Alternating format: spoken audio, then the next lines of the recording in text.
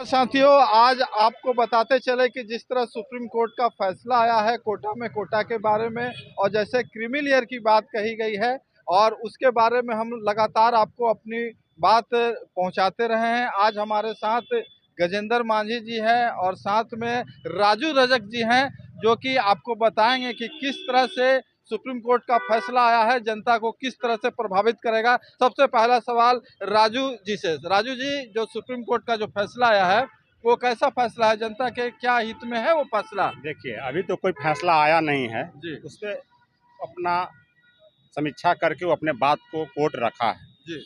और इसका जब से वो आया है बात तब से लेके आज तक हाँ, मैं इसका घोर विरोधी हूँ जी और मैं इसका विरोध करता हूँ। हाँ, आप लोग चैनल के माध्यम से देखे होंगे, बहुत चैनल में हम अपने बात को रखा है। जी और ये जो क्रीमी लेयर और वर्गीकरण और कोटा में कोटा, इसका मैं घोर विरोधी हूँ। जी ऐसा नहीं होना चाहिए। जी। इसलिए नहीं होना चाहिए कि ये हम लोग का जो 22 जातियां हैं इसका बांटने का काम करेगा, जी आपस में द्वेष का भावना का काम करेगा। जी। इसलिए मैं अपने ओर से और कोर्ट के ओर से और सरकार की ओर से मांग करता हूं कि इस तरह का कार्य न करे जिससे हम लोग के आपस में 22 जातियों में तनाव पैदा हो।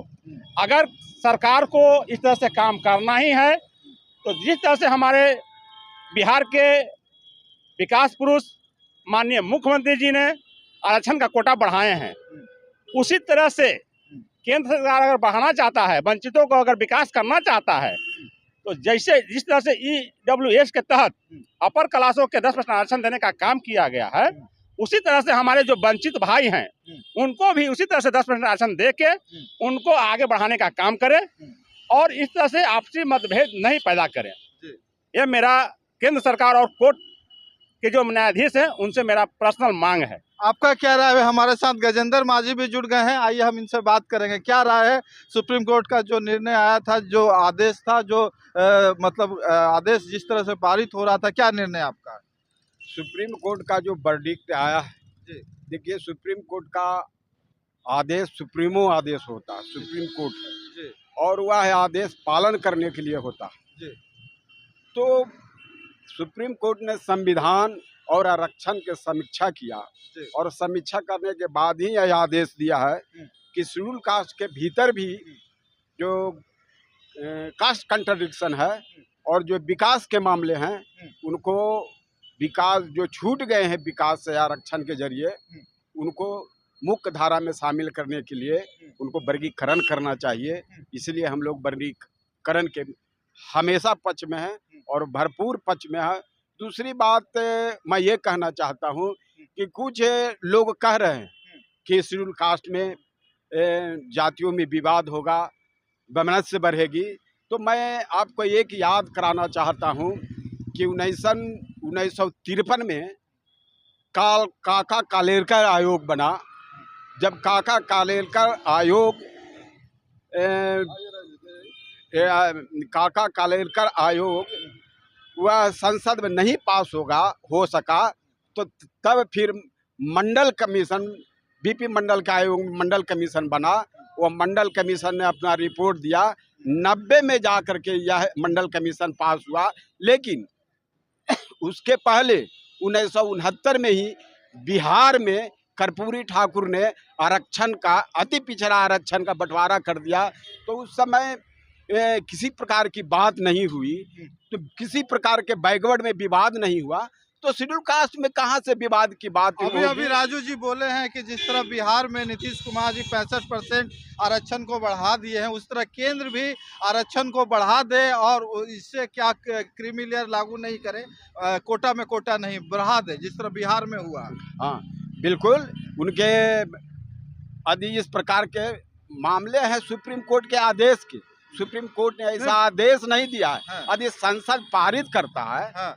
तो यह मामला हो सकती है, लेकिन सुप्रीम कोर्ट के आदेश का मामला है देश को पालन करने का। हाँ। तो अभी फिलहाल वह मामले नहीं है। हाँ। तो फिलहाल तो अभी सुप्रीम कोर्ट के आदेश के पालन के लिए वर्गीकरण का सवाल है, तो वर्गीकरण तो लागू होना ही। हम अगला सवाल सर, गजेंद्र मांझी बोल रहे हैं कि इससे किसी तरह का जाति भेदभाव नहीं होगा, लोग आपस में किसी तरह का काका कालेलकर आयोग के अनुसार कभी नहीं हुआ, इस बार भी नहीं होगा। आपका क्या कहना है सर?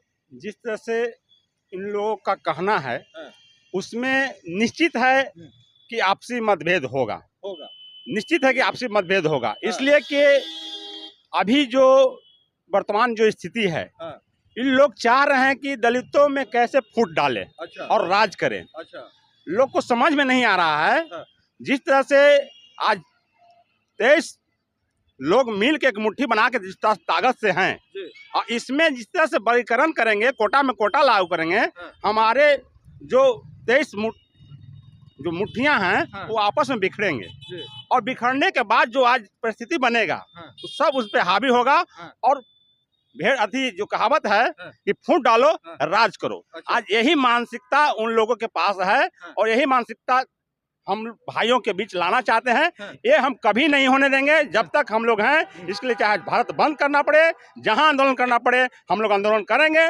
बाकी रहा हमारी 18 जात भाइयों की, उनका विकास कैसे हो, तो उनके लिए जो हम लोग मांग कर रहे हैं उसके लिए भी हम लोग आंदोलन करेंगे। उनका भी विकास हो, उनको भी अधिकार मिले, वो भी मुख्य धारा में आए। जी, फूट डालो और राज करो की नीति जिस तरह से लागू करना चाह रहे हैं, वो क्या आपको लगता है कि फूट डालो की नीति लागू कर रहे हैं? बिल्कुल नहीं। नहीं। जैसे मान ली आज भी कुछ जातियां बातियां जिनको कहा जा रहा है कि 18 जातियां आरक्षण से वंचित हैं, तो आज भी हमको उनके सवाल उनके ऊपर सवाल नहीं है जो विकसित कर गए हैं। लेकिन हिस्सेदारी तो हमें भी चाहिए। अच्छा। भागीदारी भी तो हमें भी वो तो कह रहे कि उनके लिए आपके लिए लड़ेंगे, वो आपके हिस्सेदारी के लिए वो लड़ेंगे। तो वर्गीकरण के लिए उनको लड़ना चाहिए। आप क्या उनके लिए लड़िएगा?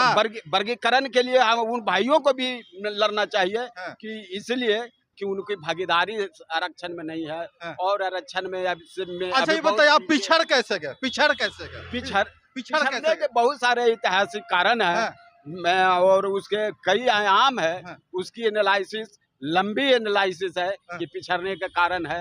अब उसके ऐतिहासिक कारणों में जानना पड़ेगा।